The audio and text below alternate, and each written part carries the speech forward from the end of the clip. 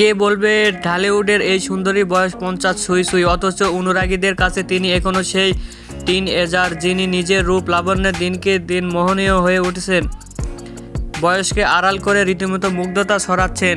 বলছি দুই বাংলার নন্দিত অভিনেত্রী জয়া আহসানের কথা। তার অনুরাগীদের অধিকাংশের মতে বয়স বরং কমছে জয়া আহসানের। সময়ের সঙ্গে তাল মিলিয়ে নিত্য নতুন সব আধুনিক ফ্যাশনে যেমন নিজেকে মেলে ধরেন, তেমন নিজের ফিটনেসের দিকেও সতর্ক তিনি। এর বাইরে তার অভিনয় দক্ষতার কথা আরও অজানা নয়। দেশের পাশাপাশি অপার বাংলাতে জয়া আহসানের অনুরাগী সংখ্যা মন্দ নয়।